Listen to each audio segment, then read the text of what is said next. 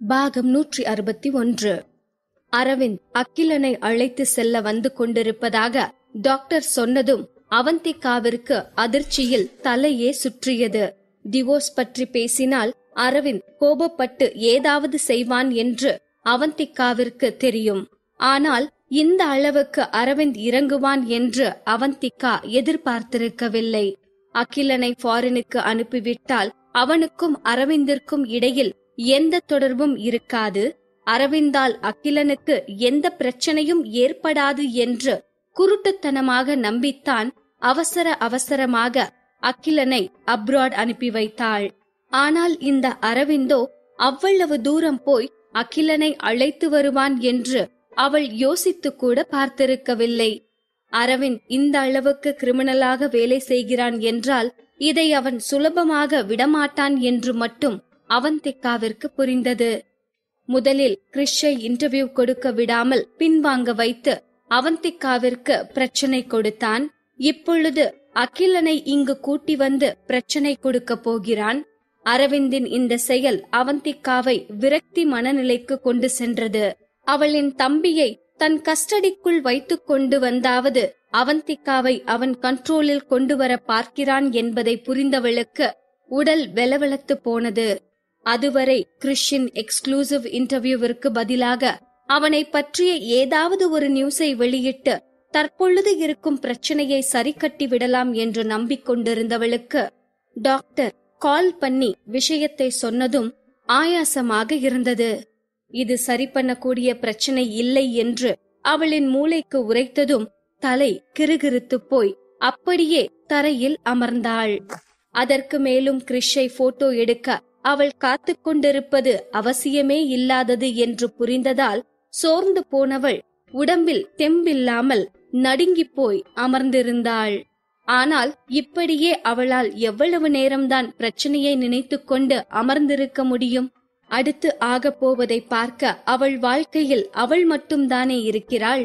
அதனால் சோர்வாக எழுந்தவள் உடலில் வலுவில்லாமல் நடக்க கூட முடியாமல் போனதால் அருகில் இருந்த காஃபி பாருக்கு போய் ஒரு காஃபியை வாங்கி குடித்தாள்.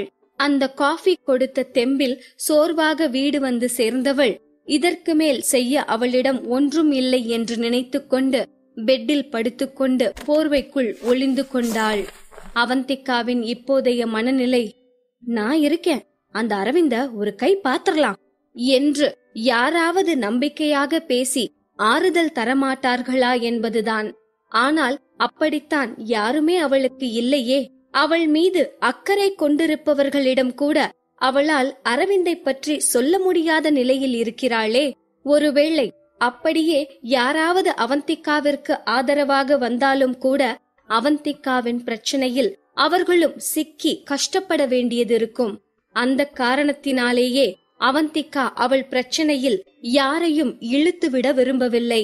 மனவலி தாங்க முடியாமல் பெட்டில் ஒரு குழந்தையைப் போல சுருண்டு படுத்திருந்தவள் அவளின் அப்பாவை நினைத்து கொண்டாள்.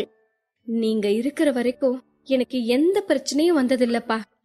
எப்போ நீங்களும் அம்மாவும் எங்களை விட்டு போனீங்களோ அப்பவே என் வாழ்க்கையும் அகிலன் வாழ்க்கையும் டோட்டலா மாறி போச்சு. யார் யாரோ எங்க வாழ்க்கைய டிசைட் பண்ண ஆரம்பிச்சிட்டாங்க. இன்னைக்கு அந்த அரவிந்த் அகிலனை வச்சு என்ன பிளாக்மெயில் பண்ண ட்ரை பண்றான்பா. எனக்கு என்ன பண்றதுனே தெரியல. இப்போ இந்த பிரச்சனைய பார்த்தா எனக்கு ரொம்ப பயமா இருக்குப்பா.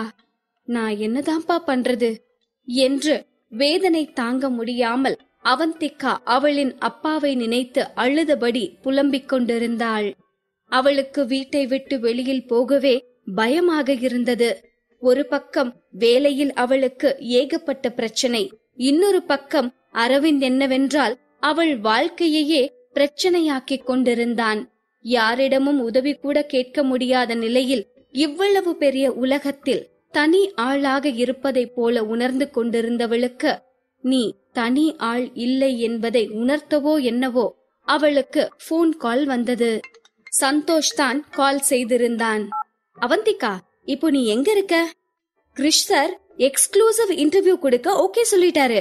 சோ நீ எங்க இருந்தாலும் என்று சந்தோஷ் பேசிக் கொண்டிருக்கும் போதே அவந்திகா கோபத்தில் காலை கட் செய்தாள்.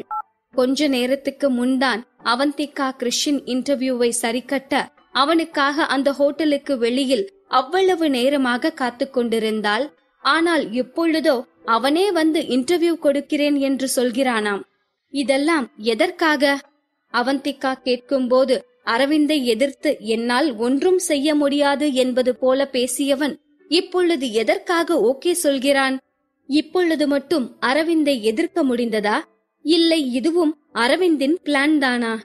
பிள்ளையையும் கிள்ளிவிட்டு தொட்டிலையும் ஆட்டும் கதையாய் அகிலனை அழைத்து வர போனவன் இப்பொழுது அதுக்கு காம்பன்சேஷனாக கிறிஷ் இன்டர்வியூவை கொடுக்கிறானா? அரவிந்தின் கணக்கு என்னவென்றே அவந்திகாவிற்கு விளங்கவில்லை. யோசித்து யோசித்து தலையை பீத்து கொண்டவள் முழித்திருக்கவே பயந்து போய் கண்களை மூடிக்கொண்டாள். எப்பொழுதும் எந்த பிரச்சனையாக இருந்தாலும் துணிச்சலாக எதிர்கொள்ளும் அவந்திகா இந்த முறை பயந்து போய் தப்பிக்கத்தான் நினைத்தாள். அழுத களைப்பில் அவந்திகா தூங்கி இருக்க அவளின் கனவில் அவள் யாரை பார்க்க ஏங்கி தவித்துக் கொண்டிருந்தாளோ அந்த அப்பா வந்தார். எதுக்குமா அழற? அப்பா உன் கூட தான் இருக்கேன். நீ எவ்ளோ தைரியமான பொண்ணு. நீ ஏன் இப்படி பயந்து போய் பிரச்சனையிலிருந்து தப்பிக்க நினைக்கலாமா? எந்த பிரச்சனையா இருந்தாலும் துணிச்சலா போராடணும்னு தானே அப்பா உனக்கு சொல்லி கொடுத்திருக்கேன். நீ பயந்து போய் ஓட ஆரம்பிச்சா நீ எங்க போனாலும் பிரச்சனை உன்னை துரத்திட்டே தான் இருக்கும். எப்போ உன்னை பயமுறுத்துற பிரச்சனைய நீ எதிர்த்து நிக்கிறியோ அப்பத்தான் எல்லா பிரச்சனைக்கும் ஒரு முடிவு வரும் என்று கூறியவர் அவந்திகாவின் தலையை தடவி கொடுக்க அவந்திகா அவரின் தோளில் சாய்ந்து கொண்டு அழ ஆரம்பித்தாள். எதுக்குப்பா நீங்களும் அம்மாவும் எங்களை விட்டுட்டு போனீங்க? எனக்கும் அகிலனுக்கும் யாருமே இல்லப்பா. நாங்க அனாதை ஆகிட்டோம். அன்னைக்கே எங்களையும் கூட்டிட்டு போயிருந்தீங்கன்னா எவ்வளவு நல்லா இருந்திருக்கும் என்று அழுதவளின் முகத்தை அவளின் அப்பா நிமிர்த்தி பார்த்தார். என்ன பேச்சு இது பொம்மி? நீங்க 2 பேரும் வாழ வேண்டியவங்க. உங்க வாழ்க்கையே இதுக்கு மேலதான் ஆரம்பிக்க போகுது. நீ அகிலனுக்கு அக்கா மட்டும் இல்ல, அவனுக்கு அம்மா அப்பா எல்லாமே நீதான். நீயே இப்படி உடைஞ்சு போய் அழுதா அகிலன் வாழ்க்கை என்ன ஆகுறது?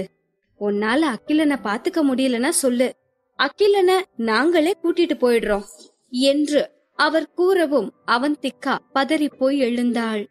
இல்லப்பா வேணாம், அகிலனை நீங்க கூட்டிட்டு போயிடாதீங்க. அவனும் இல்லனா என்னால வாழவே முடியாது, வேணாம்பா என்று அவந்திகா அழுது கொண்டே சொல்லி முடித்த பிறகுதான் அவள் கண்டதெல்லாம் கனவு என்றே அவளுக்கு புரிந்தது. கனவாக இருந்தாலும் அவளின் அப்பாவின் அருகாமையும் கதகதப்பையும் அவளால் நன்றாகவே உணர முடிந்தது. அவளுக்கு அப்பொழுதுதான் அவள் எந்த அளவுக்கு முட்டாள்தனமாக யோசித்திருக்கிறாள் என்பதே புரிந்தது. நீங்க சொன்னது சரிதான்ப்பா. நான் உங்களோட பொண்ணு. நீங்க என்ன தைரியமான பொண்ணாதான் வளர்த்தீங்க. இனி நான் பிரச்சனைக்கு பயந்து ஓட மாட்டேன். அகிலனுக்கு நான் தான் அம்மா அப்பா எல்லாமே. அகிலனை அரவிந்த் கஸ்டடியில இருக்க நான் விடமாட்டேன். எதுவா இருந்தாலும் இனி மோதி பாக்குறேன்பா. இந்த பிரச்சனைய நான் தைரியமா நின்னு ஃபேஸ் பண்ணுவேன் என்று கண்களை துடைத்து கொண்டவள் ஒரு முடிவுக்கு வந்தாள். வேகமாக எழுந்தவள் அவளின் பேக்கை எடுத்துக்கொண்டு வீட்டை விட்டு கிளம்பினாள். அவந்திகா இதற்கு மேல் ஓடி ஒளிந்து எந்த பலனும் இருக்க போவதில்லையே. அதனால் தன்னை வேட்டையாட துடிக்கும் சிங்கத்தின் கோட்டைக்குள்ளே நுழைந்து அந்த சிங்கத்தையே வீழ்த்தும் முடிவிற்கு வந்திருந்தாள். அபார்ட்மெண்டை விட்டு வெளியே வந்தவள் ஆட்டோவிற்காக காத்து கொண்டிருக்க அப்பொழுதுதான் அந்த ரோட்டிற்கு ஆப்போசிட்டில் இருந்த அரவிந்தின் கார் அவள் கண்ணில் பட்டது. டிரைவர் சீட்டில் அமர்ந்திருந்த சம்பத் அவந்திகா ரோட்டில் நிற்பதை பார்த்ததும் கதவை திறந்து கொண்டு அவளுக்கு கை காட்டினான். அவனை பார்த்ததும் அவந்திகாவிற்கு அரவிந்தின் பிளான் இன்னமும் தெளிவாக புரிந்துவிட்டது. ஆக அகிலனின் கஸ்டடியை எடுத்துக்கொண்டால் அவந்திகா தானாக வீடு வந்து சேருவாள் என்று தெளிவாக பிளான் போட்டுத்தான் அப்ராடுக்கு போனது மட்டும் இல்லாமல் சம்பத்தையும் அவளின் அபார்ட்மெண்ட் வாசலிலேயே வெயிட் பண்ண சொல்லியிருக்கிறான். என்ன ஒரு ராஜதந்திரம்! எதிரியின் கழுத்தில் கத்தியை வைத்துக்கொண்டு நினைத்ததையெல்லாம் நடத்தி காட்ட துடிப்பவனை என்ன சொல்வது என்று விரக்தியாக சிரித்து கொண்டவள் வேறு வழியில்லாமல் காருக்கு அருகில் போனாள். அவந்திகாவை பார்த்து புன்னகைத்த சம்பத், அரவிந்த் சார் தான் உங்களை கூட்டிட்டு வர சொல்லி என்ன அனுப்புனாரு என்று தயக்கத்தோடு கூறினான்.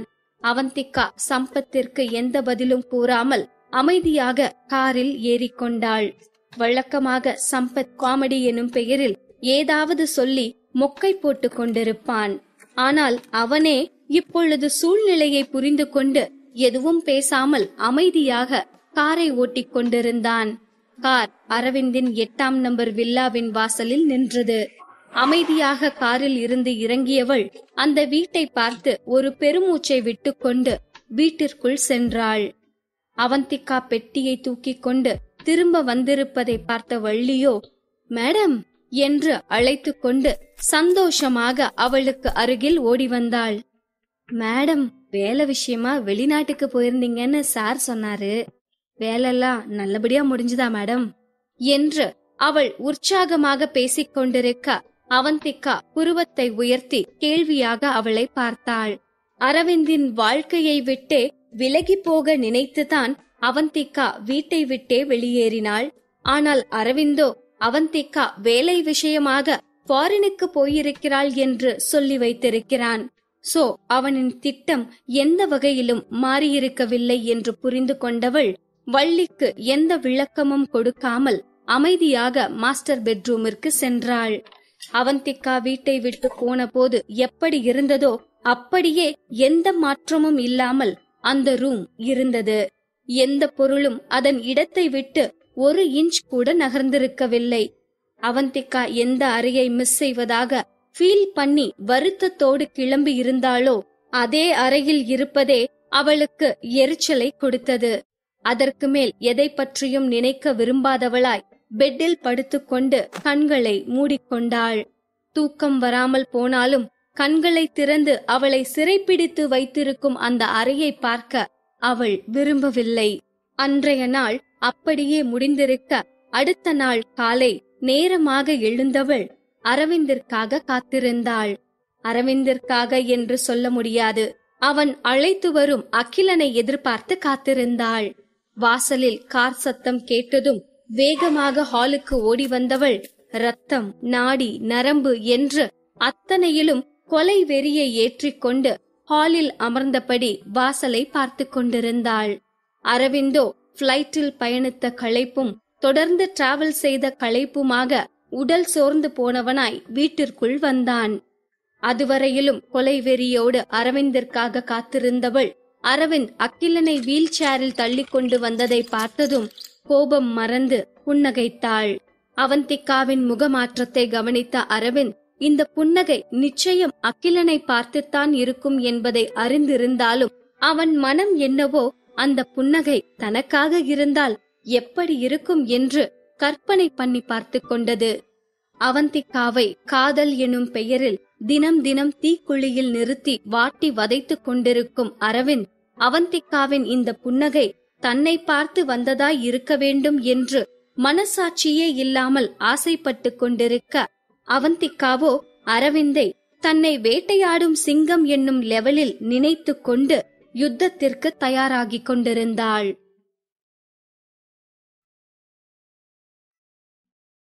பாகம் 162. அரவிந்தோடு அகிலனும் வந்திருந்ததால் அந்த சூழ்நிலையே அமைதியாக மாறியிருந்தது. அரவிந்தோ அவந்திகாவோ அவர்களுக்குள் இருந்த கோபத்தையும் விரோதத்தையும் அகிலன் முன் காட்டிக்கொள்ளவில்லை. அதனால் இருவருமே இயல்பாக இருப்பதைப் போல் நடிக்க ஆரம்பித்தனர். அகிலனை பார்த்த சந்தோஷத்தில் அகிலனிடம் ஓடி வந்த அவந்திகா அவனை அப்படியே கட்டிக்கொண்டாள். அகில், வந்துட்டியா? ஐம் சோ ஹாப்பி என்று அவந்திகா சந்தோஷத்தில் பூரித்து போய் பேசிக் கொண்டிருக்க அகிலனும் அதே சந்தோஷத்தோடு எஸ், ஐ எம் பேக் என்று உற்சாகமாக கூறினான். என்னதான் அவந்திகாவிற்கு அகிலனை அரவிந்த் கூட்டி வந்ததில் கோபம் இருந்தாலும் அகிலனை பார்க்க மாட்டோமா என்று தவித்துக் கொண்டிருந்த அவளின் சகோதர பாசம் அகிலனை பார்த்ததும் குதூகலித்தது. அகிலனுக்கும் அப்படித்தான். அவந்திகாவை பார்த்ததில் அப்படி ஒரு சந்தோஷம். இருவரும் தங்களின் சந்தோஷத்தை பார்வையிலும் புன்னகையிலும் காட்டிக் கொண்டிருக்க அரவிந்திற்கோ தான் தனித்து விடப்பட்டதைப் போல் கொஞ்சம் ஃபீலிங்காக இருந்தது. அதனால் இருவரையும் பார்த்தவன், அகிலன் ரொம்ப தூரம் டிராவல் பண்ணி வந்திருக்கான், சோ அவன் கொஞ்ச நேரம் ரெஸ்ட் எடுக்கட்டும் என்று அரவிந்த் கூறியதும் வேறு வழி இல்லாமல் அவந்திகா அகிலனை கெஸ்ட் ரூமிற்கு அழைத்து கொண்டு போனாள். அகிலனோடு இருக்கும் ஒவ்வொரு நொடியும் அவந்திகாவிற்கு சந்தோஷம் ஒரு பக்கம் இருந்தாலும் இன்னொரு பக்கம் திக் திக் என்றுதான் இருந்தது. அகிலன் அரவிந்தை பற்றி ஏதாவது கேள்வி கேட்டு விட்டால் அதற்கு என்ன பதில் சொல்வது என்று அவந்திகா தவித்து போயிருந்தாள். ஆனால் அகிலனோ அவந்திகாவை சங்கடப்படுத்தும்படியாக அரவிந்தை பற்றி ஒரு கேள்வியும் கேட்டிருக்கவில்லை. என்னதான் அவந்திகாவை விட அவன் வயதில் சின்னவனாக இருந்தாலும் அவன் சூழ்நிலையை அடாப்ட் பண்ணி நடந்து கொள்வதில் அவந்திகாவையே மிஞ்சியிருந்தான். இப்படி ஒரு சூழ்நிலையில் அவன் ஏதாவது கேள்வி எழுப்பினால் அது இருக்கும் சூழ்நிலையை இன்னும் மோசமாக்கிவிடும் என்று புரிந்து கொண்டவனாய் மௌனமாகவே இருந்தான். அகிலனின் மௌனம் கூட அவந்திகாவின் மனதை குத்தத்தான் செய்தது. குற்றமுள்ள நெஞ்சு குறுகுறுக்கும் என்று சொல்வார்களே, அப்படித்தான் அவந்திகாவின் மனமும் தவித்துக் கொண்டிருந்தது. அகிலனை அறையில் விட்டுவிட்டு வந்தவள் அகிலன் என்ன கேட்கப் போகிறான், அகிலனின் கேள்விக்கு என்ன பதில் சொல்லி அவனை சமாளிப்பது என்று யோசித்து யோசித்து பதறிக்கொண்டிருந்தாள். இப்படியே அவளின் நேரம் ஓடியிருக்க அரவிந்த் அகிலனை சாப்பிடுவதற்காக அழைத்து கொண்டு வந்தான். அவந்திகாவிற்கும் சாப்பிட அழைப்பு வந்ததும் குழப்பத்தோடு டைனிங் டேபிளுக்கு சென்றவள் அகிலனை பார்த்து புன்னகைத்துவிட்டு எதுவும் பேசாமல் சாப்பிட ஆரம்பித்தாள். அந்த இடமே அமைதிக்கு அடைக்கலம் கொடுத்து கொண்டிருக்க அரவிந்தோ பேச ஆரம்பித்தான். அகிலனை இங்க இருக்கிற பெரிய ஹாஸ்பிட்டல்லையே அட்மிட் பண்ணி ட்ரீட்மெண்ட் கொடுக்கலான்னு முடிவு பண்ணிருக்கேன் என்று அரவிந்த் அவனாகவே அகிலனை இங்கு அழைத்து கொண்டு வந்ததற்கான காரணத்தை கூறவும் அதை கேட்டவள், ஓ சூப்பர் என்று புன்னகைத்தாள். இருவருமே அவர்களுக்குள் எந்த பிரச்சனையும் இருக்கவில்லை என்பதைப் போல பேசிக்கொண்டனர். ஓரிரு வார்த்தையில் அரவிந்திற்கும் அவளுக்குமான கான்வர்சேஷன் முடிந்திருக்க அவந்திகா அகிலனுக்கு பார்த்து பார்த்து பரிமாற ஆரம்பித்திருந்தாள். அகில், இந்தா வெஜிடபிள் சாப்பிடு, இன்னும் கொஞ்சம் சாப்பாடு வச்சுக்கோ, இதோ இந்த குழம்பு சூப்பரா இருக்கும், ட்ரை பண்ணி பாரு. இப்படியாக அவந்திகா அகிலனை கண்ணும் கருத்துமாக கவனித்துக் கொண்டிருக்க அரவிந்த் மீண்டும் தனிமையை உணர ஆரம்பித்தான். அந்த இடத்தில் தன்னை தேவையில்லாத எக்ஸ்ட்ரா லக்கேஜ் போல ஃபீல் செய்தவன், எனக்கு போதும், நீங்க 2 பேரும் திருப்தியா சாப்பிட்டு முடிச்சிட்டு வாங்க என்று கூறிவிட்டு ரூமிற்கு போய் சோகமாக பெட்டில் அமர்ந்து கொண்டான். அரவிந்த் ரூமிற்கு போன கொஞ்ச நேரத்திலேயே படியில் யாரோ வருவதைப் போல காலடி சத்தம் கேட்கவும் வேகமாக எழுந்தவன் மூடியிருந்த கதவின் லாக் ஓட்டை வழியாக வெளியில் பார்த்தான்.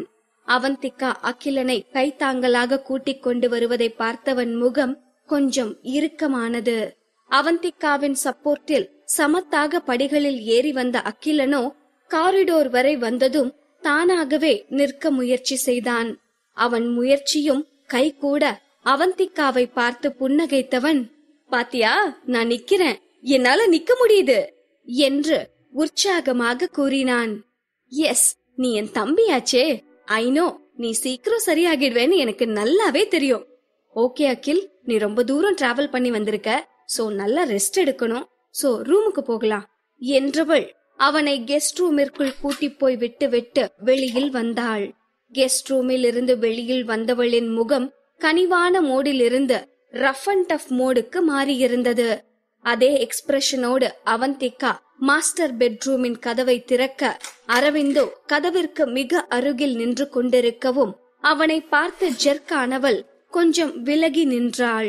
அரவிந்திற்கோ அவந்திகாவின் இந்த முகமாற்றம் அவனுக்குள் பெரிய கேள்வியை எழுப்பியது.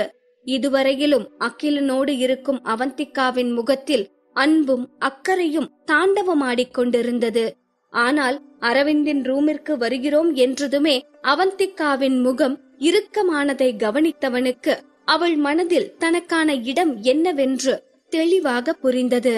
அவந்திகாவிற்கு தன் மீது கொஞ்சமும் காதல் இல்லை என்பதால்தான் அவள் தன்னோடு இருக்கும் போதெல்லாம் இப்படி முகத்தை இறுக்கமாக வைத்துக் கொண்டிருக்கிறாள் என்று புரிந்து கொண்டவன் மனம் அவனையும் அறியாமல் வேதனையால் தவிக்க ஆரம்பித்தது.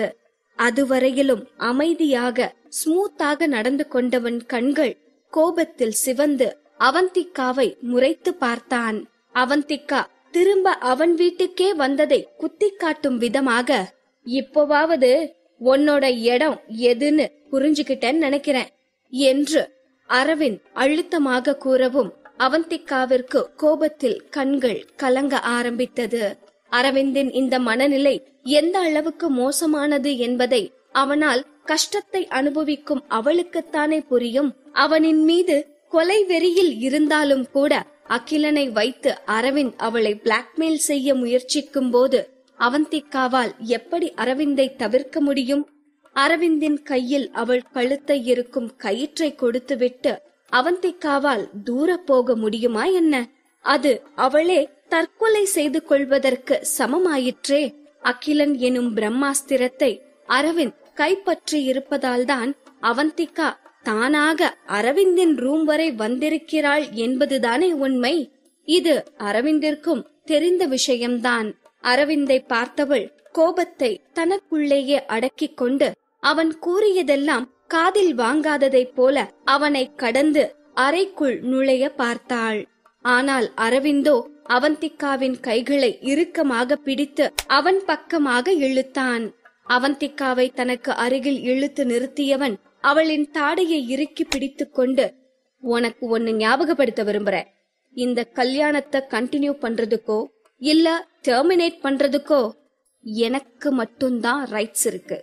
இதுல உன்னோட பார்ட் எதுவும் இல்ல என்று மனசாட்சியே இல்லாமல் அரவிந்த் பேசிக் கொண்டிருக்க கோபத்தில் அவந்திக்காவின் இதயம் வேகமாக துடிக்க ஆரம்பித்தது. அதெப்படி ஒரு கல்யாணத்தில் ஒருவருக்கு மட்டும் முழு உரிமையும் இருக்க முடியும்? வேண்டுமென்றாலும் வேண்டாமென்றாலும் ஒருவர் மட்டுமே முடிவெடுக்க முடியும் என்பது எத்தனை பெரிய அடிமைத்தனம்! யாராவது இப்படி ஒரு அடிமைத்தனத்தில் சிக்கிக்கொள்ள விரும்புவார்களா? ஆனால் அவந்திக்கா சூழ்நிலையின் பேரில் ஏற்கனவே சிக்கியிருந்தாள். அவளால் இந்த அநியாயத்தை பொறுத்து கொள்ள முடியாமல் அரவிந்தின் கண்களை நேருக்கு நேராக பார்த்தவள், என்னை ஏன் சார் இப்படி ட்ரீட் பண்றீங்க என்று வேதனையும் வலியும் நிறைந்த குரலில் கேட்க சட்டென்று அரவிந்தின் கண்களில் இருந்த குரூரம் மறைய ஆரம்பித்தது. அவன் விரும்பியதெல்லாம் அவந்திக்காவை தண்டித்து இப்படி வேதனைப்படுத்த வேண்டும் என்பதுதான். ஆனால் அவன் நினைத்ததெல்லாம் நடந்தும் கூட அவன் மனதில் இம்மி அளவுக்கு கூட வெற்றி களிப்பு இருக்கவில்லை. அவந்திக்காவின் கண்களில் தெரிந்த வலி அரவிந்தை ஏதோ செய்திருக்க திடுமென்று அவனுக்குள் முரட்டுத்தனமாக காதல் பொங்க ஆரம்பித்தது. அதுவரை கோபத்தால் அவந்திக்காவின் தாடையை இறுக்கிக் கொண்டிருந்தவன் சடனாக அவளை இழுத்து அவள் இதழில் அழுத்தமாக முத்தமிட துவங்கினான். டே அரவிந்த், உனக்கே இது நியாயமா இருக்காடா? நீ வில்லனா இல்ல ரொமான்டிக் ஹீரோவாடா? சண்டையும் போடுற, ரொமான்ஸும் பண்ற, ரெண்டும் சரிதான். ஆனா சண்டை போடும்போது எதுக்குடா டக்குன்னு கிஸ் அடிக்கிற? சரியான லூசுடா நீனு என்று அரவிந்தின் இந்த ரொமான்டிக் ஆக்ஷனை பார்த்து இமைக்க மறந்த லவ் அரக்கனே குமுறி குமுறி அழுது கொண்டிருக்க, அவந்திக்காவோ அரவிந்தின் இந்த திடீர் ஆக்ஷனில் ஷாக் ஆகியிருந்தாள். அவள் சூழ்நிலையை புரிந்து கொண்டு சுதாரிப்பதற்குள் அரவிந்த் அவந்திக்காவின் இதழை சிறை பிடித்திருந்தான். அவந்திக்காவும் அவளால் முடிந்த அளவுக்கு அரவிந்தை தள்ளிவிட முயற்சிக்கவே செய்தாள். ஆனால் அரவிந்தோ அத்தனை வலிமையாக அவந்திக்காவை இறுக்க அணைத்து கொண்டு அவளை அவனின் கண்ட்ரோலில் வைத்திருந்ததால் அவளால் திமிர மட்டுமே முடிந்தது. நொடிக்கு நொடி அரவிந்தின் பிடியும் முத்தத்தின் அழுத்தமும் கூடிக்கொண்டே போனது. அவன் முரட்டுத்தனமாக அவந்திக்காவின் உதட்டை என்னவோ ஆரஞ்சு சுளை மாதிரி உறிஞ்சு கொண்டிருந்தான். அவந்திக்காவோ அரவிந்தின் இந்த முத்தப்போரை தாங்கிக் கொள்ள முடியாமல் கொஞ்ச நேரத்திலேயே மூச்சுவிட திணறினாள். அவளின் மூச்சு காற்றையும் சேர்த்துதானே அரவிந்த் உறிஞ்சு கொண்டிருந்தான். அதனால் அவந்திக்கா அவளின் பலத்தை கொஞ்சம் கொஞ்சமாக இழந்து திமிருவதை கூட நிறுத்தியிருந்தாள். அவந்திக்கா திமிருவதை நிறுத்தி இருக்கவும் அரவிந்த் முத்தம் கொடுப்பதை நிறுத்திவிட்டு அவளிடமிருந்து முகத்தை விலக்கினான். அரவிந்த் விலகவும் அவந்திகாவிற்கு அப்பாடா என்று இருந்தது. ஆனால் இது முடியவில்லை. இப்பொழுதுதான் யுத்தமே ஆரம்பம் என்பது அவளுக்கு லேட்டாகத்தான் புரிந்தது. அரவிந்த் அவந்திகாவை அலேக்காக தூக்கி பெட்டில் கிடத்தினான். அது மட்டும் இல்லாமல் அவனின் சட்டை பட்டன்களை வேறு கழட்ட ஆரம்பித்தான். அதை பார்த்ததும் அவந்திகாவிற்கு வியர்த்து கொட்ட ஆரம்பித்தது. டென்ஷனில் அவளின் இதயம் தாறுமாறாக துடித்தது.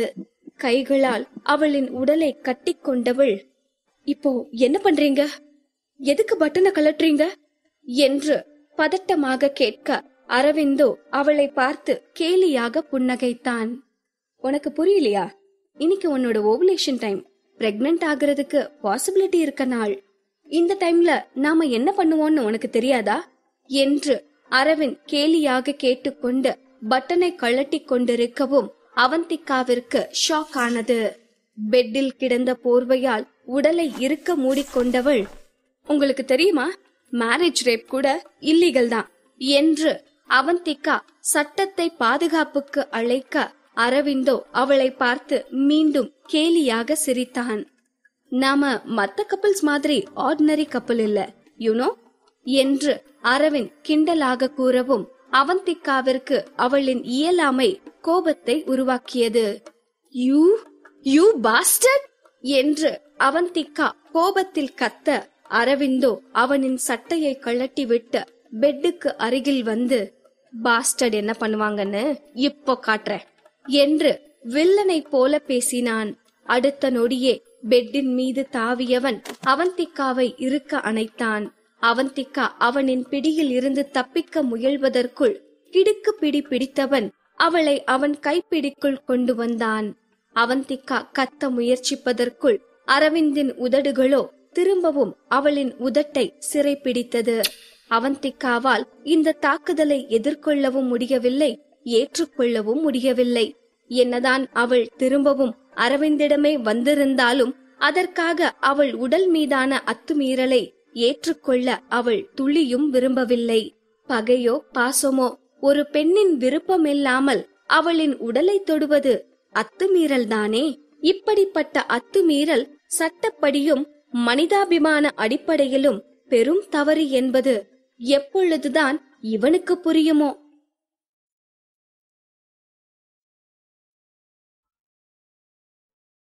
பாகம் 163. அரவிந்த் அவந்திகாவோடு உறவு கொள்ள ஆரம்பித்திருந்தான். அரவிந்த் முன்னேற முன்னேற அவந்திகாவிற்கு அழுகையாக வந்தது. அவளால் இந்த அத்துமீறலை ஏற்றுக்கொள்ள முடியவில்லை. ஒரு பக்கம் அவள் விரும்பியவன் இப்படி நடந்து கொள்கிறானே என்கிற வேதனையும், இன்னொரு பக்கம் ஒருவன் அத்துமீறி தன்னை தொடும்போது அதை தடுக்க கூட முடியாமல் இருக்கிறேனே என்கிற இயலாமையும் அவளை படுத்தி எடுத்து கொண்டிருக்க, அவந்திகாவின் கண்களில் இருந்து கண்ணீர் வழிந்தோடியது. எத்தனை நேரம் கடந்திருக்கும் என்று தெரியவில்லை. எல்லாம் முடிந்ததும் அரவிந்த் அவந்திகாவை வெறித்து பார்த்தான். நீ எனக்கு குழந்தை பெத்து கொடுக்கிற ப்ராப்பர்ட்டி தான். உன்னை ஒரு விலை கொடுத்து வாங்கியிருக்கேன். சோ அந்த அளவுக்கு மட்டும் நீ இருந்தா உனக்கு நல்லது. எனக்கு குழந்தைய பெத்து கொடுக்கிற வேலையை மட்டும் நீ பார்த்தா போதும் என்று அரவிந்த் மிகவும் மோசமான வார்த்தைகளால் அவந்திகாவை மேலும் மேலும் குத்தி கிழித்தான். குழந்தையை பற்றி பேசவும் அவந்திகாவிற்கு கொலை வெறியே வந்துவிட்டது. அதுவரை நொந்து போயிருந்தவளுக்கு எங்கிருந்துதான் அவ்வளவு எனர்ஜி வந்ததோ தெரியவில்லை. எழுந்து அமர்ந்தவள் கோபமாக கத்த ஆரம்பித்தாள். என்னது, குழந்தைய பெத்து கொடுக்கணுமா? உனக்கு குழந்தைதான் வேணும்னா அப்புறம் எதுக்குடா எனக்கு கருத்தடை மாத்திரை கொடுக்கற என்று ஆக்ரோஷமாக கத்தினாள். அவந்திகாவின் இந்த ஆக்ரோஷம் அரவிந்தை அதிர்ச்சிக்குள்ளாக்கியது.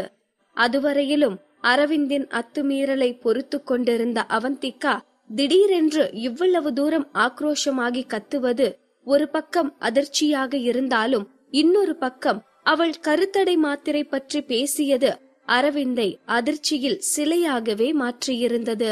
அவந்திகாவின் இந்த வார்த்தைகள் அவனுக்குள் ஒரே ஒரு புரிதலைத்தான் உண்டாக்கியிருந்தது. அவந்திகாவுக்கு எல்லாமே தெரிஞ்சிருக்கு. எனக்கு இப்போதைக்கு குழந்தை வேண்டாம்னு கூட அவளுக்கு தெரிஞ்சிருக்கு. அதனாலதான் அவ என்னை விட்டு விலக நினைச்சாளா? அப்போ இதெல்லாமே தவறான புரிதலால வந்ததா என்று அரவிந்த் தன்னையே கேள்வி கேட்டுக் கொண்டிருக்க, அவந்திக்காவோ அவளின் ஒட்டுமொத்த கோபத்தையும் பார்வை மூலம் தனக்கு முன் நின்று கொண்டிருந்தவன் மீது பாய்ச்சி கொண்டிருந்தாள். அரவிந்தோ அவன் எதற்கு அப்படி செய்தான் என்பதை பற்றி விளக்கம் கொடுக்க விரும்பினாலும் அவனால் எதுவுமே பேச முடியாமல் அவன் மனமும் குரலும் மௌனமாகி போனது. உச்சகட்ட கோபத்தில் இருந்த அவந்திக்காவோ அந்த வலியையும் வேதனையையும் தாங்க முடியாமல் சடனாக தலையை கவிழ்த்து கொண்டு பெட்டில் படுத்து தேம்பி அழ ஆரம்பித்தாள். சில நேரங்களில் கோபம் எல்லையை கடக்கும் போது அதன் வடிகாலாய் அழுகை இருந்து விடுகிறது. அப்படித்தான் அவந்திக்கா கோபத்தின் எல்லையை கடக்கும் போது அதன் அதிர்வு தாங்க முடியாமல் வெடித்து அழ ஆரம்பித்தாள்.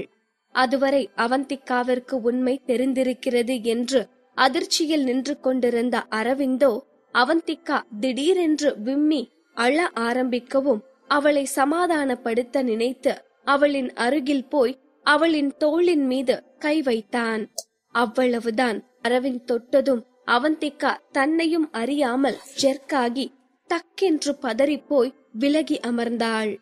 சிங்கத்திடம் மாட்டிக்கொண்ட மானின் மிரட்சி அவந்திக்காவின் கண்களில் எதிரொலிக்கவும் அதை பார்த்த அரவிந்தின் மனம் புல்லுவாய் துடித்து போனது. அவந்திக்காவின் கண்களில் அப்படி ஒரு பயத்தை பார்த்தவனால் எப்படி நிம்மதியாக இருக்க முடியும்? என்னதான் அரவிந்திற்கு அவள் மீது கோபம் இருந்தாலும் அவன் ஒரு காதல் கிறுக்கன்தானே. காதலை வெளிப்படுத்தும் விதம் புரியாமல் திருக்குத்தனமாக அதை கோபம் எனும் வழியில் டீல் செய்து கொண்டிருக்கிறானே தவிர அவன் மனதில் அவந்திக்காவின் மீது கொள்ளை பிரியம் இருக்கத்தான் செய்கிறது. அவள் அவ்வளவு கோபத்திலும் வேதனையிலும் அழுது கொண்டிருக்கும் போது கூட அரவிந்த் தொட்டதும் அவளின் உடல் அவளையும் அறியாமல் தூக்கி வாரி போட்டு விலகி போகிறது என்றால் அவள் உடலும் மனமும் எந்த அளவுக்கு நொந்து போயிருக்கிறது என்பதை புரிந்து கொண்டுதானே ஆக வேண்டும். அரவிந்த் அவளை குற்ற உணர்ச்சியோடு பார்த்து கொண்டிருக்க அவந்திக்காவோ அவனை பார்த்து என்ன தொடாத என்று கத்தினாள். அவந்திக்காவின் கண்கள் முழுவதும் கண்ணீர் தேங்கி வழிந்து கொண்டிருக்க அரவிந்தை பார்த்து விரக்தியாக ஒரு சிரிப்பு வேறு சிரித்தாள். அந்த சிரிப்பை பார்த்ததும் அரவிந்தின் மனம் மொத்தமாய் உடைந்து விட்டது. அவந்திக்காவின் அந்த அழுகை தோய்ந்த சிரிப்பு அவன் இதயத்தை நெருஞ்சி முள்ளாய் குத்தி கிழித்தது. அப்படி ஒரு வலி நிறைந்த சிரிப்பு அது. ஆனால் அவந்திக்கா அதோடு நிறுத்தி இருக்கவில்லை. அவள் வார்த்தை யுத்தத்திற்கு தயாராகியிருந்தாள். எல்லாமே நடந்தாயிற்று. எல்லாவற்றையும் அவள் பார்த்தாயிற்று. இதற்கு மேலும் இலைமறை காய்மறையாக உண்மையை மறைத்து பேச அவள் விரும்பவில்லை. அதனால் அவள் கேட்க வேண்டிய கேள்விகளை கேட்க துவங்கினாள். ஆமா, நான் உன்கிட்ட பணம் வாங்கினேன் தான். குழந்தை பெத்து குடுக்கறேன்னு சம்மதம் சொல்லி பணம் வாங்கிட்டு தான் உன்னை கல்யாணம் பண்ணேன். ஆனா அதுக்காக என்னோட ஒட்டுமொத்த வாழ்க்கையையும் உனக்கு எழுதி கொடுக்கல. எனக்குன்னு ஒரு வாழ்க்கை இருக்கு, டிக்னிட்டி இருக்கு. இப்போ நீ எனக்கு பண்ணியே இப்படி ஒரு கேவலமான வாழ்க்கைய உன் கூட வாழ எனக்கு கொஞ்சம் கூட விருப்பம் இல்ல. நீ என்ன தொட்டது நினைச்சு பார்த்தாலே எனக்கு அருவருப்பா இருக்கு. என்னோட விருப்பம் இல்லாம என்னோட உடம்ப இன்னொருத்தர் தொடரத என்னால சகிக்கவே முடியல. என்ன பார்த்தாலே எனக்கு அசிங்கமா இருக்கு. இதுக்கு மேலையும் என்னால இப்படி ஒரு வாழ்க்கைய வாழ முடியாது. என்ன விட்டுரு என்று கண்ணீர் வழிய கத்தியவள் மூச்சு வாங்கி கொண்டு, என்ன விடுறதுக்கு உனக்கு என்னதான் வேணும் என்று வேதனை படிந்த குரலில் கேட்டாள். அவந்திக்கா ஒரே நேரத்தில் இத்தனையும் பேசி முடித்திருக்க அவந்திக்கா பேசிய ஒவ்வொரு வார்த்தையையும் அரவிந்தை குத்தி கிழிக்கும் ஆயுதமாக மாறியிருந்தது. அவன்தான் அவளை காதலிக்கிறானே. தான் காதலிப்பவளை அவள் விருப்பமில்லாமல் தொடுவதே மிக பெரும் தவறு. இப்பொழுது அவளே என்னை விட்டுவிடு என்று இத்தனை வேதனையோடு சொல்கிறாள் என்றால் அதை அவனால் எப்படி தாங்கிக் கொள்ள முடியும்? அப்படி வேதனையிலும் வழியிலும் ஒரு வார்த்தை கூட பேச முடியாமல் அரவிந்த் நின்று கொண்டிருந்தான். ஆனால் என்னதான் அரவிந்த் இவ்வளவு வேதனை அனுபவித்தாலும் இந்த விஷயத்தில் அவன் பக்கம்தான் பெரும் அளவுக்கு தவறு இருக்கிறது. அவந்திக்கா எப்படிப்பட்ட தவறு செய்திருந்தாலும், ஏன் காதலித்து ஏமாற்றி துரோகமே செய்திருந்தாலும் கூட அவளை கான்ட்ராக்ட் போட்டு திருமணம் செய்து அவளின் விருப்பமே இல்லாமல் அவளோடு உறவு கொள்வது என்பது பெரிய தவறுதானே. பழிக்கு பழி வாங்குவதற்கு காதல் என்ன யுத்த களமா? இல்லை சண்டை போட்டோ கழுத்தை இருக்கும் சூழ்நிலை கொடுத்தோ காதலிப்பவரை கூடவே வைத்திருப்பதுதான் காதல் என்று ஆகிவிடுமா?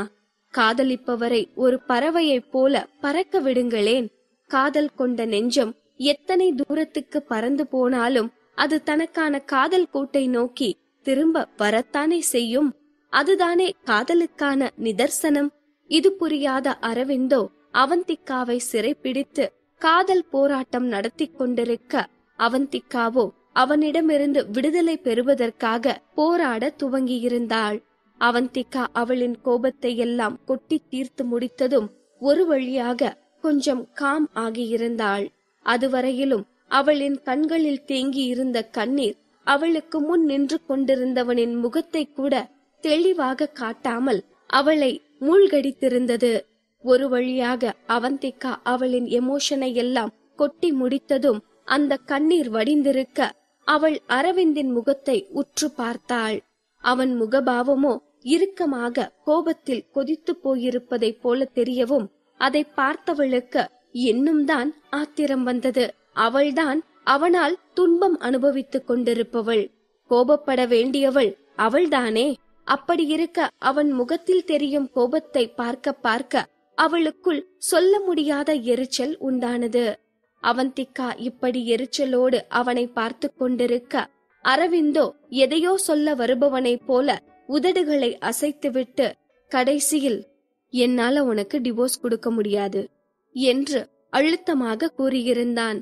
அதை கேட்ட அவந்திகாவிற்கோ தலையே சுற்றியது.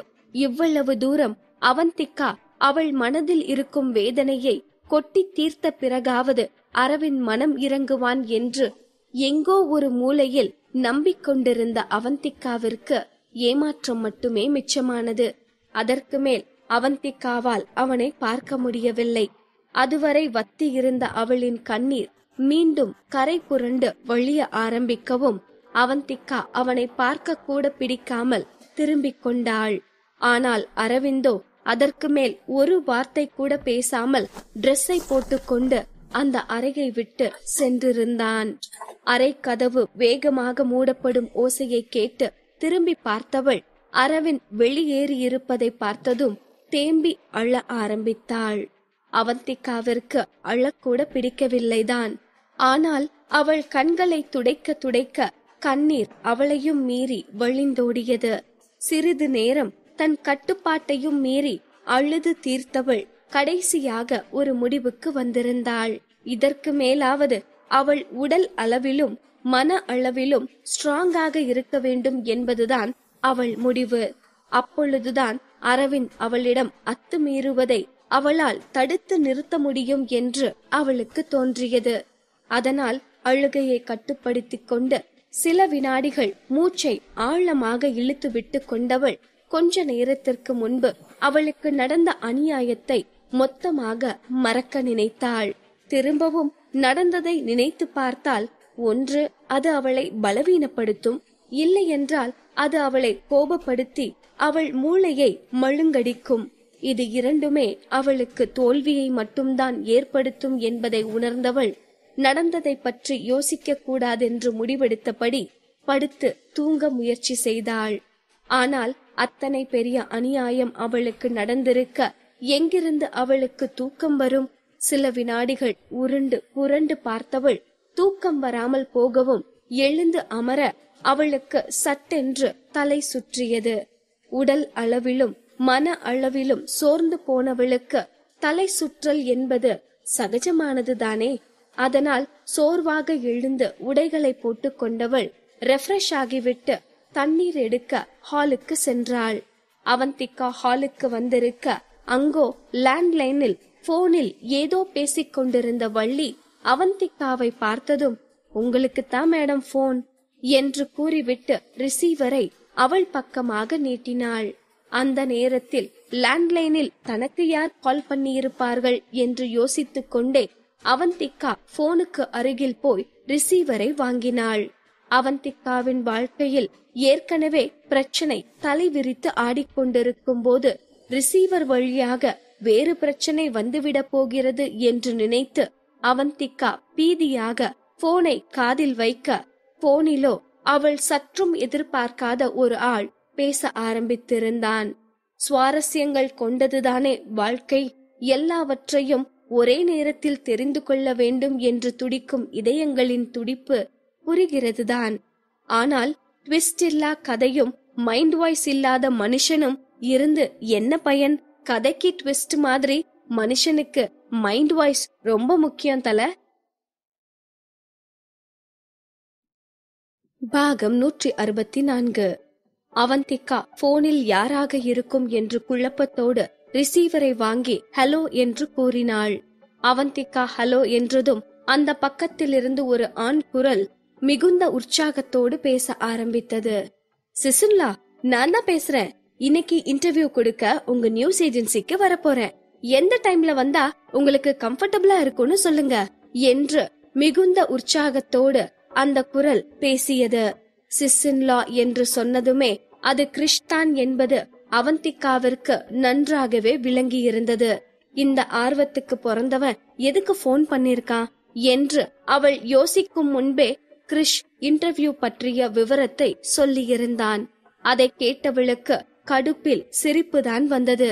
நேற்று என்னவோ இன்டர்வியூ கொடுக்க முடியாது, அரவிந்திடம் பெர்மிஷன் வாங்க வேண்டும் என்னும் ரேஞ்சுக்கு பேசிக் கொண்டிருந்தவன் இன்று அவனாகவே கால் செய்து எந்த நேரத்தில் வந்தால் உங்களுக்கு கம்ஃபர்டபிளாக இருக்கும் என்று கேட்பது அவளுக்கு சிரிப்பைத்தான் வரவழைத்தது.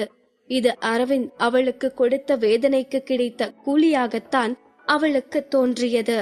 அவந்திகா இப்படியாக யோசித்துக் கொண்டிருக்க கிறிஷோ, ஹலோ சிசுன்லா, லைன்ல இருக்கீங்களா என்று திரும்பவும் அழைத்தான். எஸ், லைன்ல தான் இருக்கேன். பட் நீங்க எவ்வளோ பெரிய சிங்கர், உங்கள மாதிரி பெரிய செலிபிரிட்டி எங்கள மாதிரி ஒரு சின்ன நியூஸ் ஏஜென்சிக்கு வர்றது சரியா வருமா என்று அவள் உள் அர்த்தத்தோடு பேசினாள்.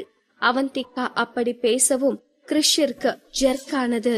அவனுக்கு அவளின் பேச்சில் இருந்த வித்தியாசம் தெளிவாகவே புரிந்தது. என்ன சிசுன்லா, இப்படியெல்லாம் பேசுறீங்க? எதுக்கு இவ்ளோ ஃபார்மலா பேசுறீங்க? நீங்க பேசுறத கேட்டா எனக்கு என்னவோ பயமா இருக்கு என்று அவன் பதட்டமாக பேசவும் அதை கேட்டவளுக்கோ ஆத்திரமாகத்தான் வந்தது. செய்வதெல்லாம் செய்துவிட்டு எப்படி இவர்களால் சடனாக இப்படி மாறிவிட முடிகிறது என்று நினைத்து அவளுக்கு எரிச்சலாக இருந்தது. ஆனால் அவந்திகா மேற்கொண்டு பேசுவதற்குள் கிறிஷ், ஓகே சிசுன்லா, நான் நாளைக்கு மார்னிங் 10 மணிக்கெல்லாம் உங்க ஆபீஸ்க்கு வந்துடுறேன். அப்போவே இன்டர்வியூ வச்சுக்கலாம், பபாய் என்று கூறியவன் அவந்திகா அதற்கு பதில் சொல்வதற்கு கூட நேரம் கொடுக்காமல் போனை வைத்திருந்தான். கிறிஷ் போனை வைத்ததும் ரூமிற்கு சென்ற அவந்திகா அன்று இரவு எப்படியோ சிரமப்பட்டு தூங்கி அந்த இரவை ஓட்டியிருந்தாள். அடுத்த நாள் காலை சோர்வாக ரூமிலிருந்து வெளியே வந்தவள் கண்ணில் அரவிந்த் தென்படவே இல்லை. முந்தைய நாள் கதவை படார் என்று சாத்திவிட்டு போனதில் இருந்து அவந்திகாவின் கண்ணில் அரவிந்த் தென்பட்டிருக்கவில்லை. அவந்திகா ரூமிலிருந்து வெளியில் வந்திருக்க கெஸ்ட் ரூமில் இருந்து வந்த அகிலன் வீல் சேர் உதவியோடு அவள் அருகில் வந்தான். குட் மார்னிங் என்று கூறிக்கொண்டே அகிலன் வரவும் அவனை பார்த்து புன்னகைத்தவள் குட் மார்னிங் என்றாள். இன்னைக்கு மாமாக்கு முக்கியமான ஒரு வேலை இருக்கான், அதான் அவரு சீக்கிரமாவே கிளம்பி போயிட்டாரு, உன்கிட்ட சொல்ல சொன்னாரு என்று அகிலன் சொல்லவும் அவந்திகாவிற்கு அரவிந்தின் நடவடிக்கை வியப்பாக இருந்தது. இரவு அவ்வளவு தூரம் மோசமாக நடந்து கொண்டு இன்று என்னவோ நார்மல் கணவன் மாதிரி அகிலனிடம் வேலை இருக்கு, அவகிட்ட சொல்லிடு என்று இன்ஃபார்ம் பண்ணிவிட்டு போயிருக்கிறானே என்று அவந்திகாவிற்கு கடுப்பாக இருந்தது. ஆனால் இந்த கடுப்பையெல்லாம் அவளால் அகிலன் முன்பு காட்டிக்கொள்ள முடியாதே. அதனால் ஒரு பெருமூச்சு விட்டு கொண்டவள் ஓகே என்று மட்டும் மெல்லிய குரலில் கூறினான். அவள் ஓகே என்று சொன்ன பிறகு அவளை பார்த்த அகிலன் அப்புறம் இன்னொன்னு சொன்னாரு என்று உற்சாகமாக கூறினான். அவன் அப்படி சொல்லவும் அவந்திகா யோசனையாக என்ன சொன்னாரு என்று அகிலனை குறுகுறுவென்று பார்த்தபடி கேட்டாள். என்ன ஹாஸ்பிட்டல்ல அட்மிட் பண்றதுக்கு இன்னும் டைம் இருக்கா? இப்போ ஒன்னும் அவசரம் இல்ல, அதனால வீட்லயே 2-3 நாள் ரெஸ்ட் எடுன்னு சொன்னாரு என்று அகிலன் உற்சாகமாக கூறியதும் அவந்திகாவின் முகம் மலர்ந்தது. ஏற்கனவே அவனை ஹாஸ்பிட்டலில் அட்மிட் செய்திருந்த போது அவந்திகாவால் அடிக்கடி அகிலனை போய் பார்த்து கவனித்திருக்க முடியவில்லை. அதனால் அவளுக்கு அகிலனை நினைத்து கவலையாகவே தான் இருந்தது. அடுத்தது அகிலனையும் அப்ராடுக்கு அனுப்பும் போது அவந்திகாவின் மனம் தவியாய் தவித்தது. திரும்ப அகிலனை எப்பொழுது பார்ப்போம் என்று ரொம்பவே ஏங்கிக் கொண்டிருந்தாள். ஆனால் இந்த முறையோ அகிலன் இன்னும் சில நாள் அவளோடு ஒரே வீட்டில் இருப்பதற்கான வாய்ப்பு கிடைத்திருக்கிறது. இது அவந்திகாவிற்கு சந்தோஷமாகத்தான் இருந்தது. ஆனாலும் சடனாக அவளுக்குள் அரவிந்த் ஏன் இதையெல்லாம் செய்கிறான் என்கிற கேள்வி எழுந்தது. அரவிந்த் எதையோ பெரிதாக பிளான் பண்ணித்தான் இதெல்லாம் செய்து கொண்டிருக்கிறான் என்று அவந்திகாவின் அறிவுறுத்தவும் அவளின் சந்தோஷம் அப்படியே வடிந்துவிட்டது. சடனாக அவந்திகாவின் முகம் கோபத்தால் இறுகியது. அரவிந்த் ஒரு பக்கம் பிளான் மேல் பிளான் போட்டு தீயாய் வேலை பார்த்து கொண்டிருக்க அவள் இப்படி அழுது கொண்டிருந்தால் வேலைக்காகாது என்பது அவளுக்கு புரிந்திருக்க அடுத்து என்ன செய்வது என்று யோசித்தவள் இப்போதைக்கு கிறிஸ்டின் இன்டர்வியூவை அட்டென்ட் பண்ணுவதுதான் சரியாக இருக்கும் என்று யோசித்து ஆபீஸுக்கு கிளம்பும் முடிவுக்கு வந்திருந்தாள். இத்தனைக்கும் அவந்திகாவின் உடலும் மனமும் சோர்ந்து அவளை படுத்து எடுத்து கொண்டிருந்தது. அவந்திகாவிற்கு அடிக்கடி தலை சுற்றல் வேறு வந்து கொண்டிருக்க அதை எதையும் பொருட்படுத்தாமல் ஆபீஸுக்கு போகும் முடிவை எடுத்திருந்தாள். அகிலனை பார்த்தவள், ஓகே அகில், நீ இங்கேயே பத்திரமா இரு. உனக்கு ஏதாவது வேணும்னா வள்ளியையோ இல்ல சர்வன்ஸையோ இம்மீடியட்டா கூப்பிடு, நான் நியூஸ் ஏஜென்சிக்கு கிளம்புறேன் என்று அவள் அவசர குரலில் கூறவும் அவளின் முகத்தை பார்த்த அகிலனுக்கு அவளின் சோர்வு தெரிந்தது. அக்கா, இன்னைக்கு நீ ஆபீஸ்க்கு போயே ஆகணுமா? உன் முகத்தை பார்த்தாலே நீ டயர்டா இருக்கேன்னு தெரியுது. இன்னைக்கு ஒரு நாள் லீவ் போட்டு ரெஸ்ட் எடுக்கலாம்ல என்று அகிலன் அக்கறையும் வருத்தமுமாக கேட்டான். அகிலன் அப்படி பேசியதும் அவந்திகாவிற்கு தன்னை பற்றி கவலைப்படவும் ஒரு உறவு இருக்கிறது என்று நினைத்து சந்தோஷமாகத்தான் இருந்தது. இருந்தாலும் அவள் இந்த சின்ன சந்தோஷத்திற்காக பெரிய சந்தோஷத்தை இழக்க விரும்பவில்லை. இப்பொழுது அவள் இதுவே போதுமென்று உட்கார்ந்து விட்டால் அரவிந்த் ஆட்டத்தையே தலை கீழாக்கி வெற்றியை தனதாக்கிக் கொள்வான் என்று அவளுக்குத்தான் தெரியுமே. அதனால் அகிலனை பார்த்து புன்னகைத்தவள், இல்ல அகில், அப்படி ஒன்னும் எனக்கு டயர்டா இல்ல. ஏற்கனவே நிறைய லீவ் போட்டுட்டேன். அது மட்டும் இல்ல, இன்னைக்கு ஒரு முக்கியமான இன்டர்வியூ இருக்கு. அந்த இன்டர்வியூ என்னோட ரெஸ்பான்சிபிலிட்டி. சோ நான் தான் அதை சரியா பண்ணி ஆகணும். அதனாலதான் ஆபீஸ்க்கு போகணும்னு சொல்றேன். இல்லனா நீ வந்திருக்கும் போது உன்னை விட்டுட்டு ஆபீஸ்க்கு போக நினைப்பேனா என்று அவந்திகா அவளின் சூழ்நிலை நெருக்கடியை சொல்லவும் அகிலன் அதற்கு மேல் அவளை கம்பல் பண்ணவில்லை. என்னதான் அவள் டயர்டாக இருக்கிறாள் என்று அவளை லீவ் போட சொல்லி இருந்தாலும் அகிலனுக்கு அவளோடு ஒரு நாளாவது நேரம் செலவிட வேண்டும் என்று ஆசையாகத்தான் இருந்தது. ஆனால் என்ன செய்வது? சில நேரங்களில் ஆசைப்பட மட்டும்தானே முடிகிறது. அதனால் அவன் ஆசையை மனதில் போட்டு புதைத்து கொண்டு, சரிக்கா, வேலையை முடிச்சிட்டு சீக்கிரமா வீட்டுக்கு வந்துடு என்று கூறியவன் அவளை பார்த்து புன்னகைத்தான். சரி, நீ கவனமா இரு. நான் சொன்னதெல்லாம் ஞாபகம் இருக்குல்ல? உனக்கு ஏதாவது வேணும்னா உடனே சர்வன்ஸ கூப்பிடு, இல்லனா எனக்கு கால் பண்ணு என்றவள் வேகமாக பெட்ரூமிற்கு போய் ஆபீஸுக்கு கிளம்ப துவங்கினாள். அடுத்த கொஞ்ச நேரத்திலேயே குளித்து முடித்து ரெடி ஆனவள் ஹாலுக்கு வர அங்கு அகிலன் அவந்திகாவிற்காக காத்திருந்தான். கிளம்பிட்டியாக்கா? வா சாப்பிடலாம் என்று அகிலன் அவந்திகாவை அழைக்கவும் அவந்திகாவிற்கு என்ன சொல்வது என்று புரியவில்லை. ஏற்கனவே அவந்திகாவிற்கு லேட் ஆகியிருந்தது. இதற்கு மேல் அவள் சாப்பிட்டு நேரத்துக்கு ஆபீஸுக்கு கிளம்புவது என்பது நடக்காத காரியம். அதனால் அகிலனை எப்படியாவது சமாளிக்க வேண்டும் என்று நினைத்தவள், இல்ல அகில், எனக்கு சுத்தமா பசியே இல்ல. நான் பசிக்கும் போது ஆபீஸ்லயே சாப்பிட்டுக்கிறேன், ஓகேவா என்றவள், நான் சாப்பிடுறது இருக்கட்டும், நீ நேரத்துக்கு கரெக்டா சாப்பிடணும். என்று கூறிவிட்டு அங்கிருந்த வள்ளியை பார்த்தாள். வள்ளியக்கா, சாப்பாடு ரெடியா? அகிலனுக்கு கொஞ்சம் எடுத்து வைக்கிறீங்களா? அவன் வேண்டான்னு சொல்லுமா, ஆனா நீங்க அவன் சொல்றத கேட்காதீங்க. அவன் ஒழுங்கா சாப்பிடலனா எனக்கு உடனே கால் பண்ணுங்க, நான் வந்து பாத்துக்கிறேன். என்ன அகில், ஒழுங்கா சாப்பிடணும் என்று கூறிவிட்டு வள்ளியின் அருகில் போய், அக்கா, அகில கொஞ்சம் கவனமா பாத்துக்கோங்க என்று என்னவோ கை குழந்தையை வீட்டில் விட்டுவிட்டு போவதை போல தவிப்போடு கூறினாள். வள்ளியும் அவள் தவிப்பை புரிந்து கொண்டு, தம்பிய நான் பத்திரமா பாத்துக்கிறேன் மேடம், நீங்க கவலைப்படாம போயிட்டு வாங்க என்று கூறியதும் தான் அவந்திகாவிற்கு கொஞ்சம் ஆறுதலாக இருந்தது. அங்கிருந்த இருவருக்கும் பாய் காட்டியவள் ஒரு வழியாக ஆபீஸிற்கு கிளம்பினாள். அவந்திகா அகிலனின் முன் நன்றாக இருப்பது போல் காட்டிக்கொண்டாலும் அவந்திகாவின் உடல்நிலை டல்லாகத்தான் இருந்தது. அதனால் பஸ்ஸில் போய் இன்னமும் பிரச்சனையை அதிகப்படுத்திக் கொள்ள வேண்டாம் என்று நினைத்தவள் ஆட்டோவை பிடித்துக் கொண்டு ஆபீஸிற்கு கிளம்பினாள். அவந்திகா சென்ற ஆட்டோ அவளின் ஆபீஸ் வாசலில் நின்றது. ஆட்டோவில் இருந்து இறங்கும் போதே அவந்திகாவிற்கு தலை சுற்றுவதை போல இருக்கவும் தலையை குலுக்கிக் கொண்டு சமநிலைக்கு வந்தவள் ஆபீஸிற்குள் சென்றாள். நியூஸ் ஏஜென்சிக்குள் அவந்திகா நுழைந்ததுமே அவளை பார்த்தவர்கள் அவளிடம் ஒரு வார்த்தை கூட பேசாமல் அவளை பார்க்காத மாதிரி திரும்பி வேலையை பார்க்க ஆரம்பித்து விட்டனர். அவந்திகாவிற்கோ ஆபீஸில் நிலவிய அமைதி அவளுக்கு குழப்பத்தை தான் ஏற்படுத்தியது. அவந்திகா யோசித்துக் கொண்டே நடந்து கொண்டிருக்க தீக்ஷி அவந்திகாவிடம் ஓடி வந்தாள்.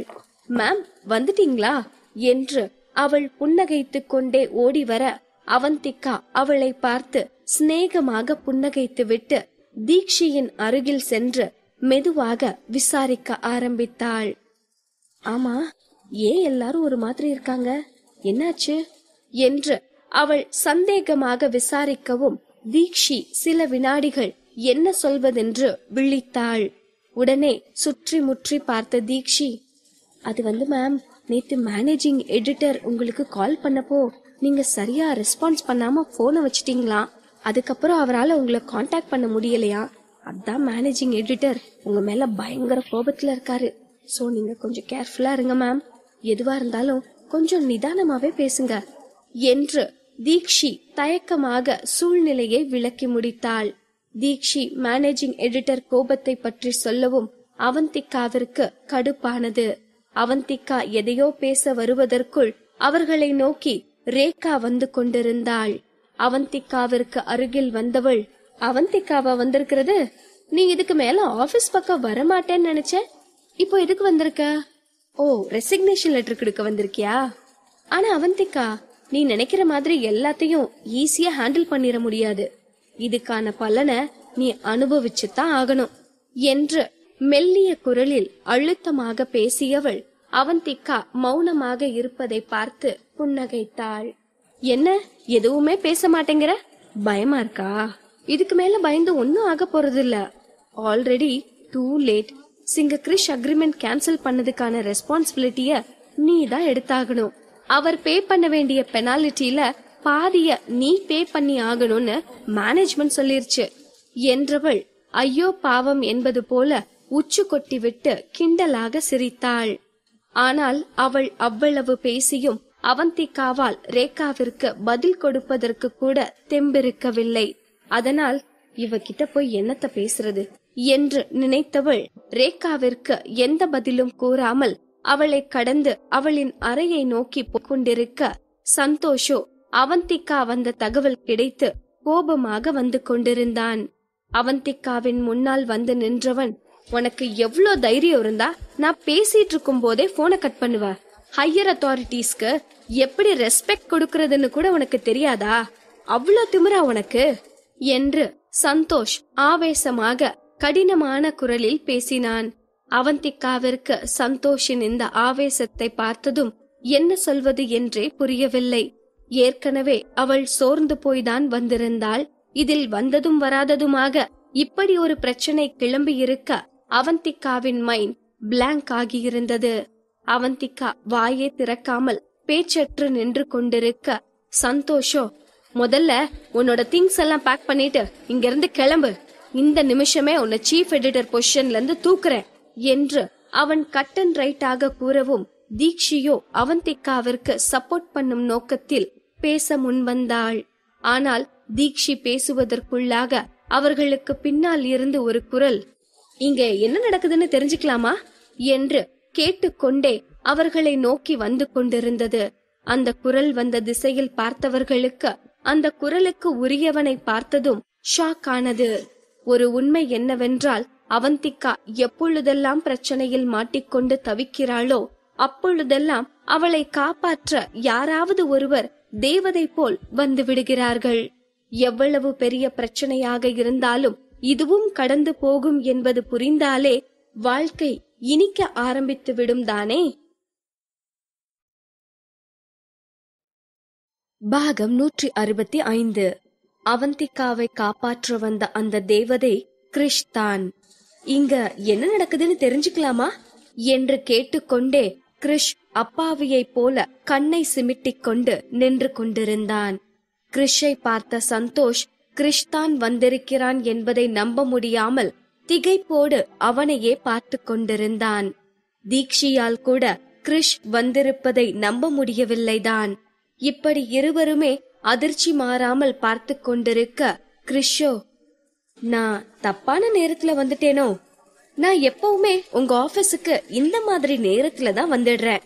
நீங்க ஏதோ ப்ராப்ளம் பத்தி டிஸ்கஸ் பண்ணிட்டு இருக்கும் போது வந்து டிஸ்டர்ப் பண்ணிடுறேன் இல்லையா என்று கேட்டுக்கொண்டே அவர்கள் அருகில் நடந்து வந்தான். அட பாவி கிரிஷ், நீ நிஜமாவே அப்பாவியா இல்ல அப்பாவியா நடிக்கிற படுபாவியாடா என்று நாம் நினைத்து கொண்டிருக்க, சந்தோஷ் சுதாரித்துக் கொண்டு ஷாக் மோடிலிருந்து சுய நினைவு வந்தவனாய் கிரிஷை வெல்கம் செய்தான்.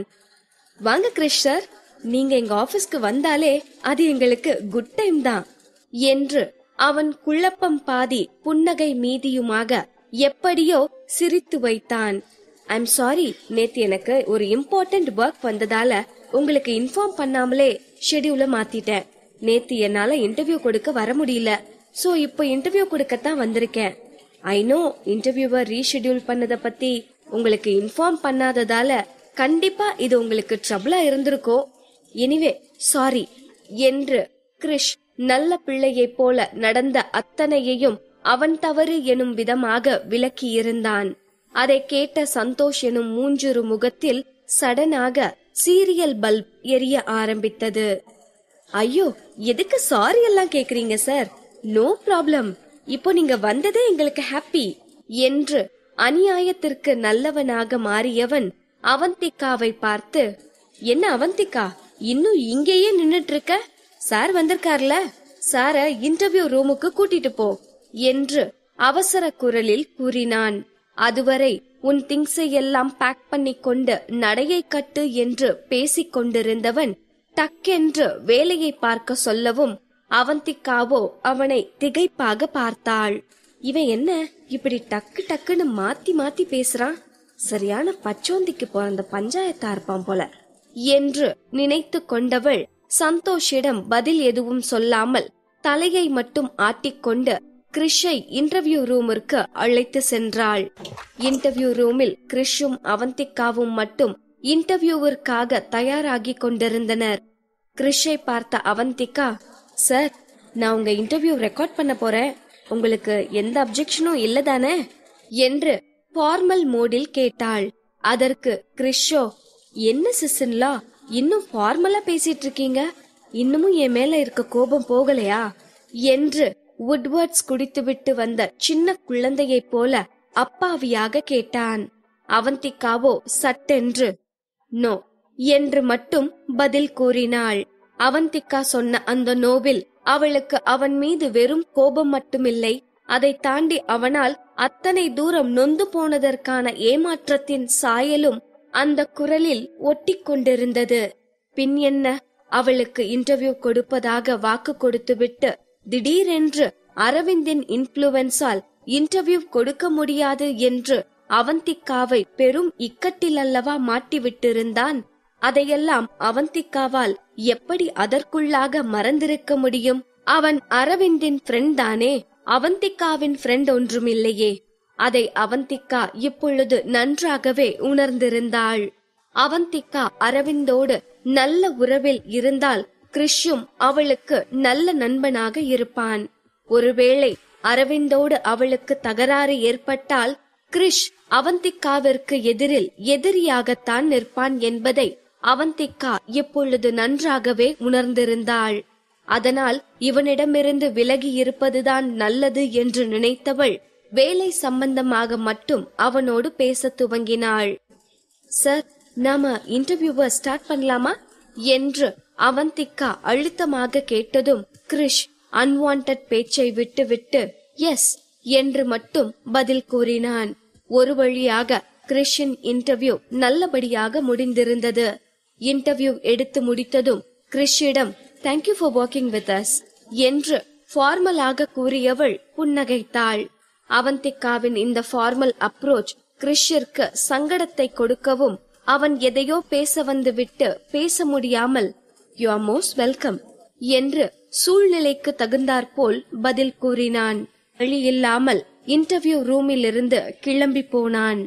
கிறிஷ் போனதும் அவளின் அறைக்கு வந்த அவந்திகா எதை பற்றிய சிந்தனையும் இல்லாமல் கடமையே கண்ணாக கிறிஷின் இன்டர்வியூ ஆர்டிக்கலை எழுதுவதில் கவனமாக இருந்தாள். வேலையில் அவந்திகா அவ்வளவு தூரம் மூழ்கி போயிருந்தாலும் சடனாக அவளுக்கு முந்தைய இரவில் நடந்ததெல்லாம் நினைவுக்கு வந்தது. அதுவரை பிரிஸ்காக வேலை பார்த்து கொண்டிருந்தவளுக்கு அந்த நினைவுகள் சோர்வை கொடுத்தது. அவந்திகாவின் மனம் புழுவாய் துடித்து போக அவந்திகாவின் உதட்டில் வெறுப்பின் புன்னகை எட்டி பார்த்தது. கசப்பான நினைவுகளால் கசப்பாக புன்னகைத்துக் கொண்டவள் இதுக்கு என்னதான் முடிவு என்பது போல வெறுப்பாக பெருமூச்சு விட்டு கொண்டாள். ஆனால் சதா இதை பற்றியே யோசித்துக் கொண்டிருந்தால் பிரச்சனைக்கு தீர்வு கிடைத்து விடுமா என்று அவளின் அறிவு உண்மையை உணர்த்தவும் பழைய நினைவுகளை விரட்டும் விதமாக தலையை குலுக்கியவள் மீண்டும் வேலையை பார்க்க ஆரம்பித்தாள். அவந்திகா வேலையை பார்ப்பதில் கவனமாக இருக்க மணி 6 ஆகியிருந்தது. ஆபீஸிலிருந்து ஒவ்வொருவராக கிளம்பிக் கொண்டிருக்க அவந்திகா வேலை செய்த களைப்பை தீர்த்து கொள்ள விரலுக்கு சொடுக்கு போட்டுவிட்டு கம்ப்யூட்டரை ஆஃப் செய்தாள். என்னதான் கம்ப்யூட்டரை ஆஃப் செய்திருந்தாலும் அவளுக்கு வீட்டுக்கு போகவே மனம் வரவில்லை. வீட்டில்தான் அரவிந்த் இருப்பானே, அவனை பார்க்கவே விரும்பாதவளுக்கு அவன் இருக்கும் இடத்திற்கு போக மட்டும் எப்படி விருப்பம் இருக்கும்? ஆனால் அதற்கும் வேட்டு வைப்பது போல அரவிந்த் திட்டமிட்டு அகிலனை கொண்டு வந்து வீட்டில் தங்க வைத்திருந்ததால் இப்பொழுது அவந்திகாவிற்கு வீட்டுக்கு போவதை தவிர வேறு வழியும் இருக்கவில்லை. காலையில் அவந்திகா ஆபீஸுக்கு கிளம்பும் போதே அகிலன் வேலையை முடிச்சிட்டு சீக்கிரமா வீட்டுக்கு வந்துடு என்று சொல்லி அனுப்பியிருந்தான். அவன் குரலில் இருந்த ஏக்கத்தை அவந்திகாவால் உணர முடிந்திருந்தது. அவனுக்காகவாவது வீட்டுக்கு போய்த்தானே ஆக வேண்டும் எனும் முடிவுக்கு வந்தவள் ஆபீஸிலிருந்து வெளியில் வந்து ஆட்டோவிற்காக நின்று கொண்டிருந்தாள். அவந்திகா ஆட்டோவிற்காக நின்று கொண்டிருந்த சமயத்தில் அவளுக்கு அருகில் அவளுக்கு பழக்கப்பட்ட கார் ஒன்று வந்து கொஞ்சம் முன்னால் போய் நின்றது. அந்த காரின் டிரைவர் சீட்டில் அமர்ந்திருந்தவன் கார் கண்ணாடி வழியாக அவந்திகாவை பார்த்து கொண்டிருக்க அவந்திகாவிற்கு அது அரவிந்தான் என்று பளிச்சென்று தெரிந்தது. அவந்திகா அரவிந்தின் காரை பார்த்ததும் கோபத்தில் கொந்தளித்து போனாள். ஒன்று சண்டை போட்டால் அந்த மோடிலேயே இருக்க வேண்டும், அக்கறை காட்டினால் அதே நிலையில் இருக்க வேண்டும். இப்படி இரண்டிற்கும் இல்லாமல் நடுவில் நின்று கொண்டு நடித்துக் கொண்டிருப்பது அவந்திகாவிற்குள் கோபத்தை தான் கிளறிவிட்டிருந்தது.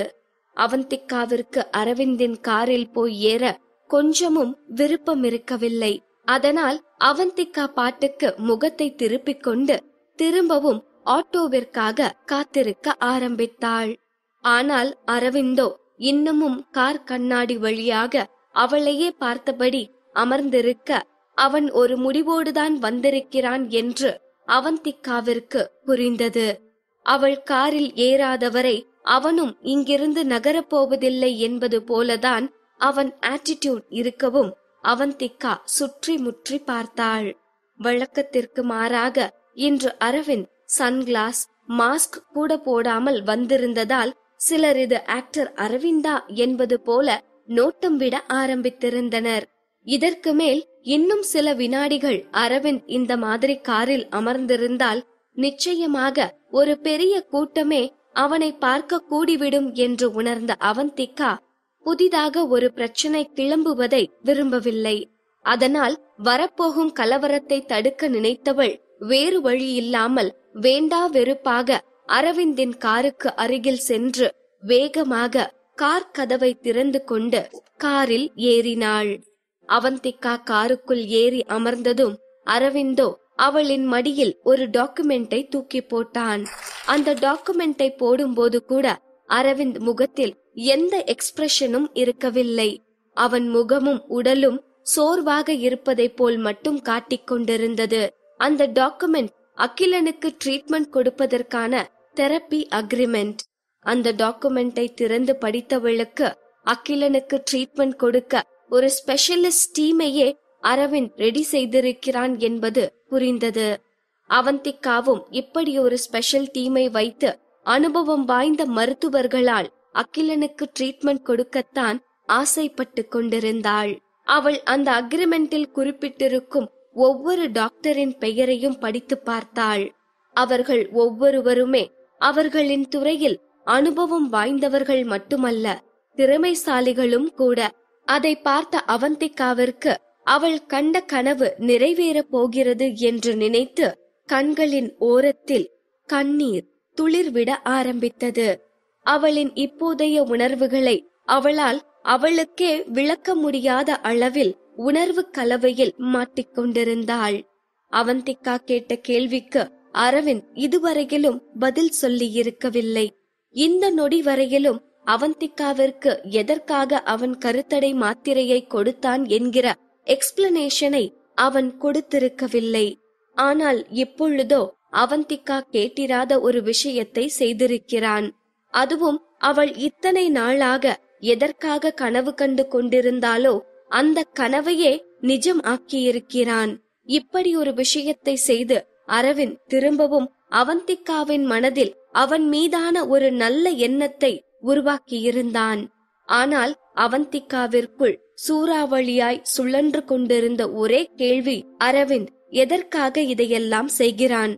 காதல்தான் காரணமா என்றால் உன் மீது எனக்கு காதல் இல்லை, உன் இடம் இதுதான் என்று நேற்று கூட அவனாகவே அறிவித்திருந்தானே. சரி, வேறு என்ன காரணமாக இருக்கும்? அக்ரிமெண்ட் காரணமாக இருந்தாலும் அதற்காகத்தானே பணம் கொடுத்திருந்தான். அந்த பணத்தை அவந்திகா திருப்பி கொடுத்தது வேறு கதை. ஆனால் அந்த அக்ரிமெண்டை வைத்தும் அவன் செல்வாக்கை வைத்தும் ஏற்கனவே அவந்திகாவை பிளாக்மெயில் செய்து அவனோடு வைத்திருக்கிறானே. அப்படி இருக்கும்போது இந்த மாதிரி நல்லவனாக இவ்வளவு தூரம் இறங்கி அவந்திகாவின் தேவையை நிறைவேற்ற அவனுக்கு என்ன அவசியம் இருக்கிறது? இதெல்லாம் அவந்திகாவிற்கு புரியாத புதிராகவே இருந்தது. ஆனால் அவளுக்கு ஒன்று மட்டும் தெளிவாக விளங்கியது. அரவிந்த் இவ்வளவு விலை கொடுத்து அவந்திகாவின் கனவை நிறைவேற்றியிருக்கிறான் என்றால் இதுவே அவன் அவந்திகாவிற்கு போட்டிருக்கும் கைவிலங்கு என்பது அவளுக்கு தெளிவாக விளங்கியது. இந்த கைவிலங்கை கட்டவிழ்த்து கொண்டு அரவிந்தின் பிடியிலிருந்து அவந்திகாவால் தப்பித்து போக முடியாது என்பதையும் அவள் உணரவே செய்திருந்தாள். இப்பொழுதுதான் கொஞ்சம் கொஞ்சமாக அவந்திகா ஒவ்வொரு தடையாக உடைத்து அரவிந்திடமிருந்து விலகும் முயற்சியில் இறங்கியிருந்தாள். ஆனால் அதற்குள்ளாக அரவிந்த் இவ்வளவு பெரிய சங்கிலியால் அவந்திகாவை திரும்பவும் லாக் செய்திருந்தான். இப்படி அவந்திகா விடுதலை பெற்று அவனிடமிருந்து விலகி செல்வதும் அரவிந்த் மீண்டும் அவளை சிறைப்பிடிப்பதுமாக இருக்க, இதற்கு நடுவில் இவர்களுக்கு இடையில் மாட்டிக்கொண்டிருந்த இவர்களின் காதல் தூக்கிட்டு கொண்டு வாழ்வா சாவா என்று தவியாய் தவித்துக் கொண்டிருந்தது.